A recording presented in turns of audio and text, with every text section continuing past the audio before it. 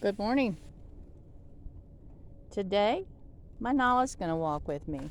Nala, can you look up here for me? Nah, can you not look up here for me? Say hello to everybody. Yes, that's the flagpole. It's making lots of noise. She says, I'm not really sure why someone let me out of the house. You can tell by looking at Nala. She's as desperately in need of walking as I am. She has always had a weight problem. And let me show you. I've got my little rocks ready. There's 6 of them out here today. And I'm going to try to walk a little slower and make this a little less bumpy. Nala doesn't get out very often, and she can actually use this opportunity to walk with me. Let me tell you her story. So Nala will be 10 years old in June. We started out with her brother, Noble, who is Chelsea's doggie. She's going to pull a little bit till she understands she's got to behave. But Noble, we got him when he was an 8-week-old puppy. They are English Shepherds. And about 8 months later, or when Nala was 8 months old, when they were 8 months old, we got a phone call from the lady that we had gotten Noble from. She lives over in Tennessee. She's a breeder over there. This particular breed is called an English Shepherd, and the working dogs. Well, Hugh grew up with them. Hugh grew up with working English Shepherds. We've never had one that we've trained to work because we've never needed that. It'd be nice if these guys had been trained to walk for us at this point. But when they were little, we didn't know we were going to need catalogs again. So anyway, they're just pets. But the lady that we'd gotten Noble from called, and she had Noble's sister, Nala, was available for adoption because the little people that had originally taken her, well, I don't want to say too much, but they were elderly, and they had retired from their careers and had purchased a small little piece of property and planned to raise cattle and just do a little farming. And when they got Nala, I'm not sure if they didn't understand, how to train a working breed, or if they didn't understand the special needs of a working breed. But they didn't have any other animals. They didn't even have a cat. And so Nala's life was basically living in their little garage, or sleeping in their little garage, and she was fed table scraps, which, understand, I have no issue with feeding a pup table scraps as long as they're somewhat healthy for them. But the little woman told me that basically that Nala loved Hardee's gravy and biscuits. And they went to Hardee's almost every morning for gravy and biscuits and brought her their leftovers. So Nala got a bad start. She also was spayed at 4 months of age, and that's really, really young to spay or neuter an animal. Everything that I've ever read says that they need to be a year old, and yes, as they get up to that 1-year birth date, you're risking that they could, become a parent. But there's just some issues involved, physical issues involved, if you spay or neuter too early. So Nala started out a little bit bad in life, physically and emotionally.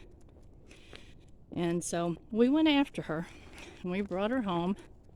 She and Noble very quickly decided that they enjoyed being brother and sister.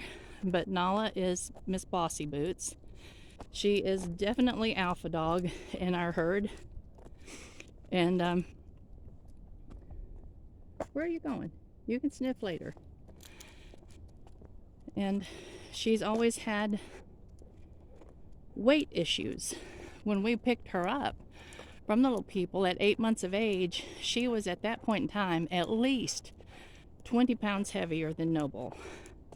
So with them being, I mean, there's different sizes obviously in a litter, but they should have been a little bit closer to the same weight at that age than they ended up being. So when she was about 3 years old, I had taken her to the vet, and I had explained to the veterinarian that that she just really, we had her on the weight loss formula and everything, and she just really was not showing any signs of slimming down at all. And our concern, here goes my little rock, was that with them being not a large breed per se, but a larger breed, that she might end up with hip issues and arthritis and all those things. And the veterinarian that I spoke with at that time was the first one that had ever explained to me that a working breed actually needs only 1 cup of food a day. Nahla, where are you going? Come on with me. And to me, I thought that's starvation rations. And he explained that working breeds, the only time that their metabolism is extraordinarily slow, and the only time that they actually use a lot of calories is when they're actually out on the farm or on the range working, running, doing what their nature wants them to do. Well, we tried that for just a very short while. She was extraordinarily pathetic and extraordinarily hungry acting all the time. And Hugh finally told me, he said, I don't care if she's a little overweight. I don't want her to be hungry all the time. So we kind of walked this fine line between keeping her from being hungry, but keeping her from having hip issues. So, I don't know. Maybe just getting her out here to walk with me a little bit. Because at home, I mean, she goes outside to go to the bathroom, but she pretty much just wants back inside. She doesn't like being outside unless there's something to bark at, which becomes annoying after a few minutes. So they spend most of their time, all of my geriatric doggies spend most of their time inside. Aaron's pups, they enjoy being outside running and playing and doing their thing, so they spend a lot of time outside. But when you have as many doggies as we have, I'm trying to figure out how to make sure that all of them get a little bit of special attention. And so maybe this will be Nahla's special attention time. Is just coming to walk with me. It'll be good for her. And it's nice having her as company as well as y'all. I hope that your week is going well. We are on Thursday. And some of y'all that are part of the Facebook group, which, yes, has not been updated to a group yet, but you'll notice that I put the photograph on there that we're going to be painting from. And I need to explain a kerfuffle. So earlier this week, my goal was to have a painting up tomorrow, or paint the first session up tomorrow. I'll just be right up front and say that's not going to happen. It would have, if not for.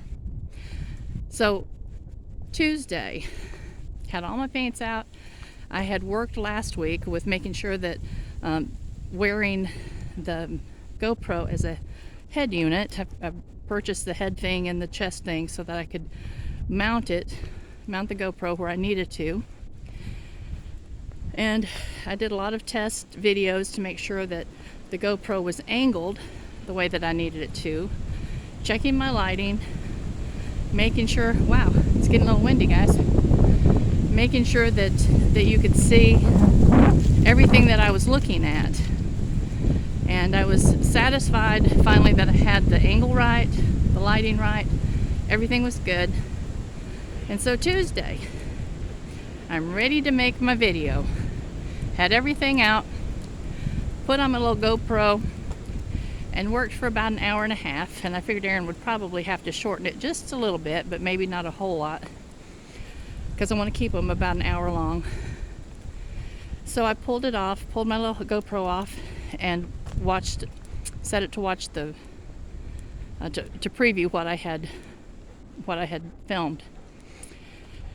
And you could see everything I was doing on the canvas, and you could see everything. The lighting was good, everything was good, like I had already tested it. The sound was good. And then I got to where I was holding the photograph to show y'all what I was talking about with the photograph, and where I was mixing paint. And let me show you what I did. All right, Nahla, be still a minute.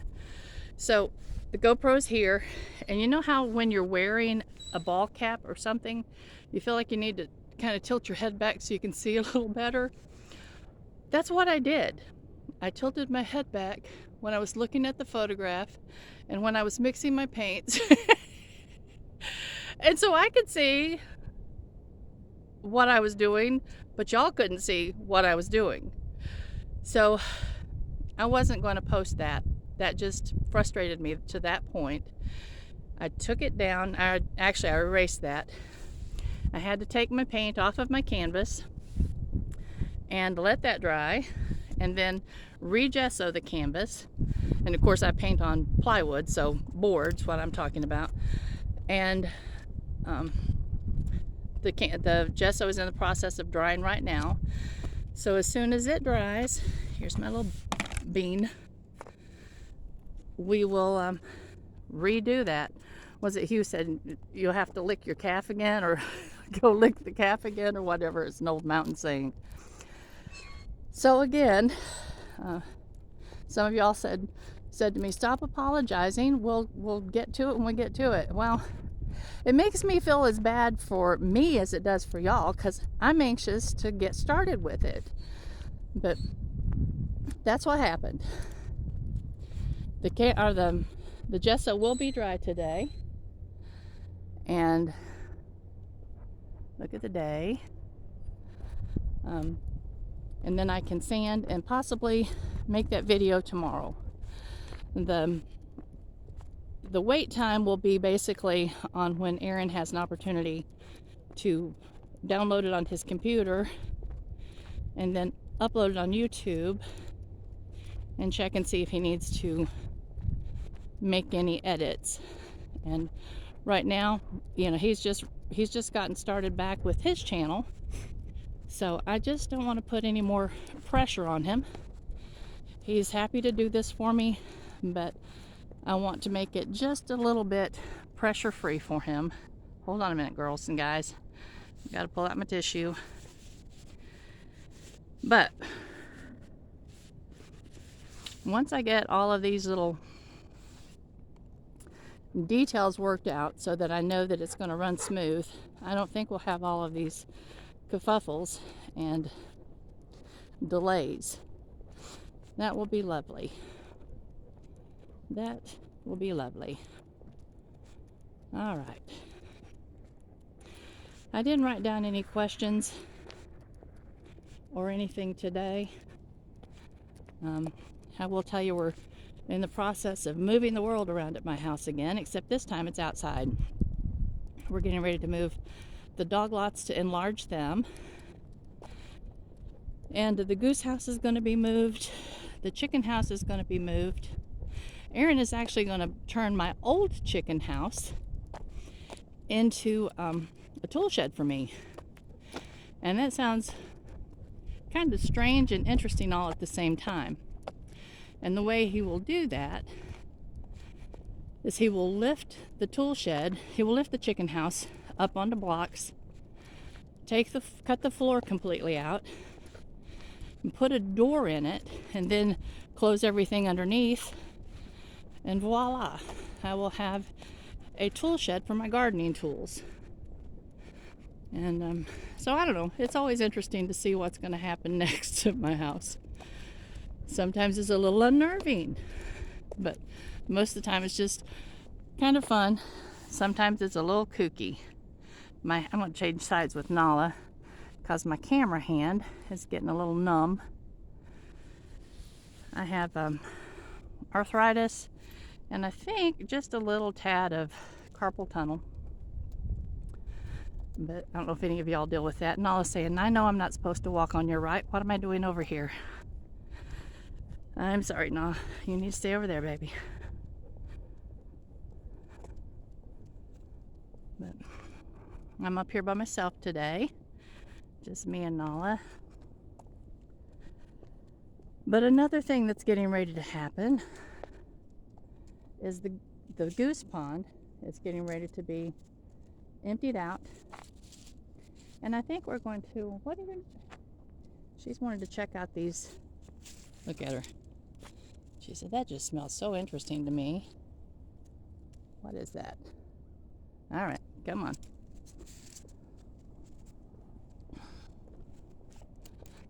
But where we put it, it's not in a really good location.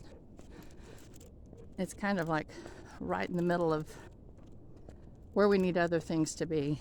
So it's going to take a while. Once we move it, we'll move it downstream. We'll dam it up downstream and make sure that we're making it so that there won't be leaks like we've had with this particular one. The land bridge will be more secure. And it won't be as big. Because one thing I found out with my geese and my ducks is that really they enjoy paddling around in the little creek, little streams, more so really than they do the pond. The pond where we're going to move it, it will actually be in a location where if I need to during the summer, we can submerge a pump and I can water from it. For my garden, that's what I'm trying to say. So that will work. That'll make it a twofer. And it'll take us a while to put enough dirt in it part of it is mounded up around it. But then we'll have to put some dirt in it from other locations. But where they're getting ready to dig back in the bank to put in this little building or that little building or whatever they're doing, I think we'll end up with enough dirt to fill it up eventually. Might take a year or two. All right. There's number 3. Come on now.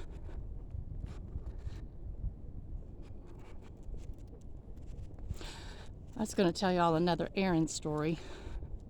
This is pretty funny. Okay, I don't know if any of you all have ever seen Aaron's eyes really up close. But it's not like it was when he was little. When he was little, he had the longest, thickest, darkest, curliest eyelashes I've ever seen on an individual. And they were so intense that when we would go through a checkout line or anything, the cashier was always, oh my goodness, look at those eyelashes. I want eyelashes like that. And it was all the time. Anytime he was with me and walking around in town or anywhere, when family would come or we'd go to their home, his eyes and his eyelashes were always a source of conversation. And now y'all know Aaron is not shy in any respect. Let me move my camera back over. So I never really thought that it bothered him. He never said much about it, never whatever. But when he was about 5 years old, you know, when your children come in and they've cut their bangs all the way to the scalp and you're looking at him thinking, oh my goodness, what did you do? Well, Aaron was sitting at the table coloring, and I walked over and I was looking at what he was coloring. Then I looked at him and I thought, there's something wrong. What's wrong? he looks different. And it just hit me all of a sudden that he had cut his eyelashes. Yes. The idea of it scares me to death now, looking back, because he really could have damaged his eyes. He did it. He managed to just cut his eyelashes. And I said, Aaron, what did you do? And he knew exactly what I was talking about. And he said, Mommy, I didn't want people to talk about my eyelashes. I said, okay, well, there's that then. Took a while. They grew back eventually. Oh my goodness, our children. Jared did something kind of similar one time. But Jared, he was a rule follower. Our Jared, we've always said that he was an old man in a young child's body. And he was always an old soul. And one day he wanted to have his hair cut. He called, when I would cut his hair with, like, no guard or all the way with just a number 1 guard or a number 2 guard, he called it an onion head. And he loved that during the summer. He loved to just have his hair peeled down to the scalp. It felt good. And he had really, really thick hair. He had that hair that was so thick that you could pull it apart and still have a hard time finding the scalp. So I'm sure it was hot. So one day he was about 8 years old, and he was asking me if I'd give him a haircut, give him an onion head. And I don't know what was going on, but I was busy and doing other things. And I said, son, you're going to have to wait. I can't right now. Well, a little while later, he'd come back and he'd say, Mom, can you give me an onion head now? Well, after about the 3rd time, he finally said, Mom, can I use the, I can't think what they're called, the clippers. He said, can I use the clippers and do it myself? And I said, okay, all right, go ahead. Well, in a little while, he came out. And of course, I think I had always used a number 2 guard. That's it, maybe. But he came out and he had not put a guard on it. And of course, when you're trying to cut your own hair and there's no guard on it, and of course, he was 8 years old, and I should never have let him do that himself. He came out with big tears in his eyes. I was on the front porch, and he looked at me, and his hair was every length you can imagine. And I said, okay, let's go cut your hair. Oh my goodness. And I missed the rock, so remind me when we go around, we'll put 2 over. But the things that are funny, and then Chelsea, of course, she just cut her bangs all the way to the scalp 2 days before her preschool pictures. But things like that. Point in my life as a young mom, I wanted their pictures to just be perfect and beautiful. And now, at this point in my life, I love it.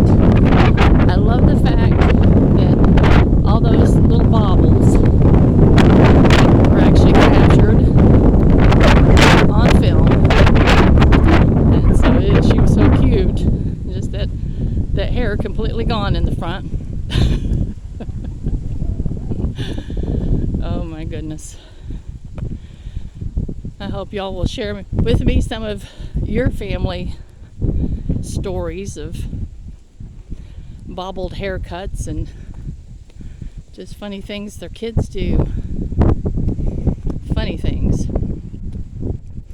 With us all being conscious of trying to make some changes in our physical life, let me tell you one of the funniest ever. When Jared was about 4 years old, I homeschooled our children for 17 years. So yeah, we were that strange family. I'm sorry, I need to change over again. My hand's going numb. But hey, Nahla, good girl, good girl. All right. Uh-oh.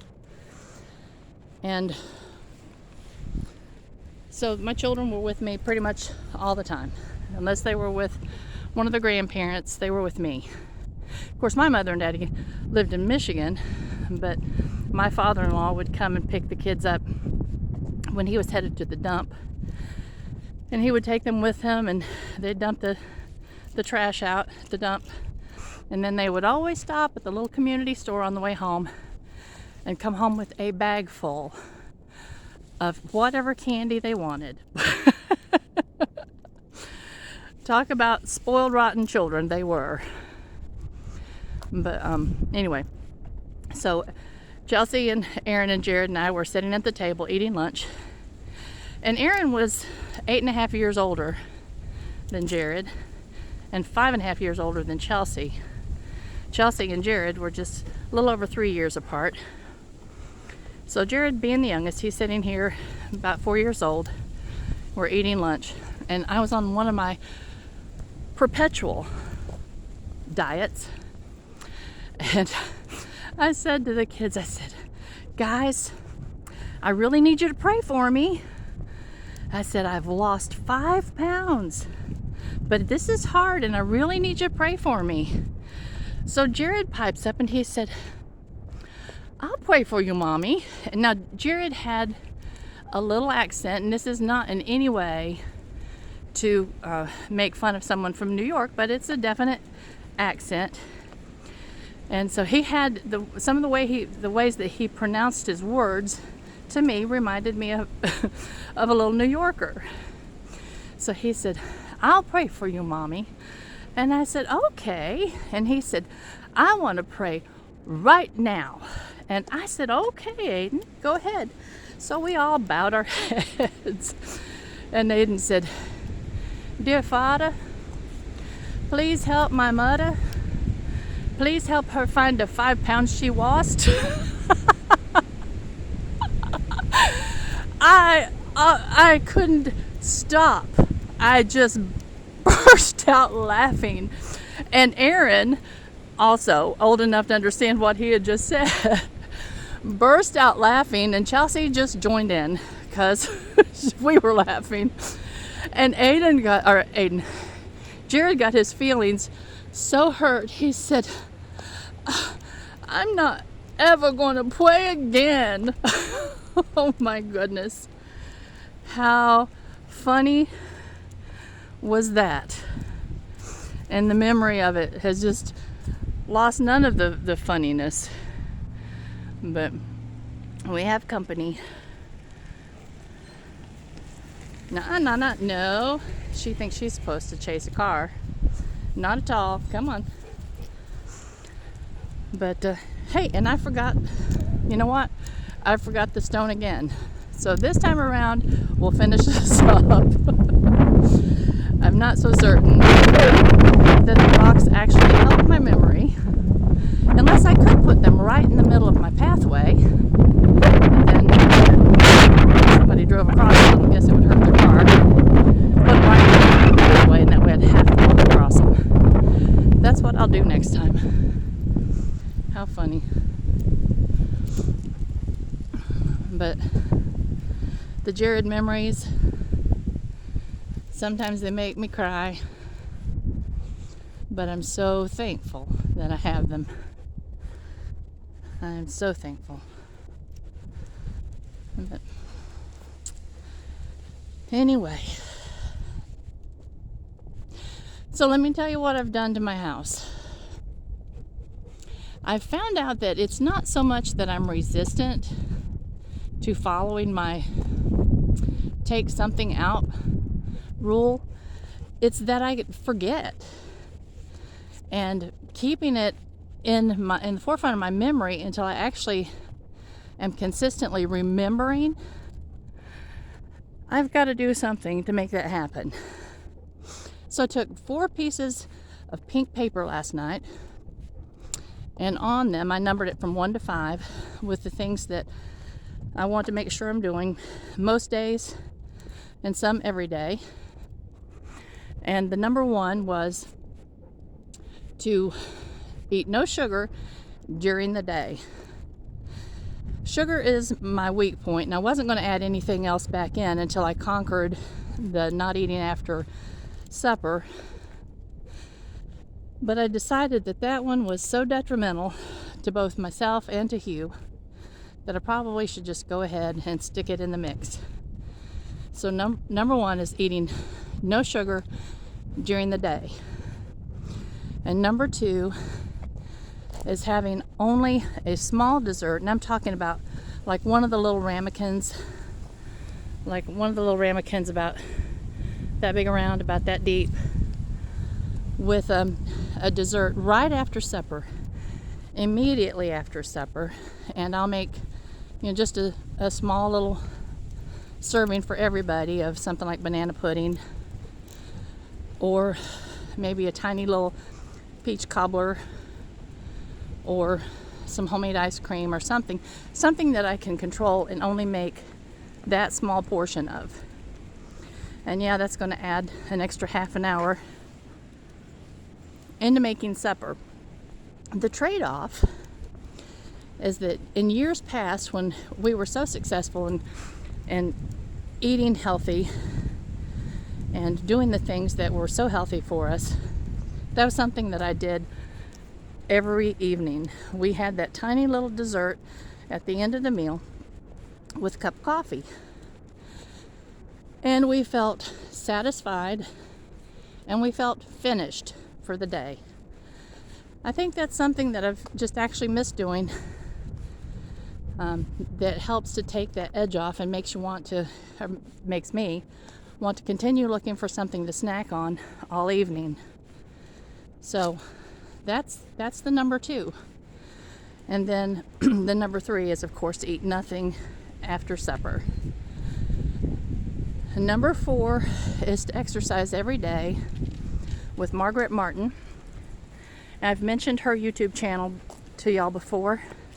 She is a physical therapist, and she works mostly with seniors, with those of us entering the later years of our life, or in the later years of our life. And her ideas are extraordinarily, to me, her exercises make sense, and they're easy to follow. She's easy to follow, and I feel confident doing things the way that she shows you to do them, that nothing's going to get hurt, nobody's going to get hurt. Of course, use your own intuition, maybe talk to your doctor before you try her exercises. But I feel very confident with her. Again, her name is Margaret Martin. She is a physical therapist, certified. And then the last thing on my list, number 5, is to walk daily or almost every day. And yes, I think that I just need to go ahead and just incorporate all those things. And I think I'm moving in the right direction, just not as quickly as I'd like, but at least I'm moving in the right direction. And I hope that you are too. I appreciate y'all joining me. And Nahla. Nahla, say hello. I wish you'd turn around and let everybody see your beautiful eyes. That's the reason I named her Nahla. Let me see if I can get the camera around in front of her. Can you say hi? Nahla? Nahla, can you say hi? Can you say hi? And she says, I really don't want to be on film. Thank you very much. But I named her Nahla after the little lioness on Lion King, because that's who her eyes remind me of. And you don't need to jump in the front. Let's put you in the back. Come here, sweet girl. All right. Nana, come on. Jump in. There you go. Good girl. She's still pretty spry. All right, let's get my little rocks. I know that I walked the 6 because I just kept forgetting my rocks. All right. Well, y'all, one more day. And again, I'm not going to apologize because of the painting kerfuffle, because some of y'all fussed at me about doing that. So I'll just say that I'm not giving up. It will happen. It may take just a couple days longer than I had originally intended. And I will see y'all tomorrow, hopefully to walk. And whatever day the painting video goes up, I'll try to at least give you a heads up on the Facebook page. And actually, I'll put a little notice too on our YouTube channel so that you can be looking for it. And I love y'all. I hope you have a wonderful, wonderful rest of your day, and I'll see you tomorrow. Bye-bye.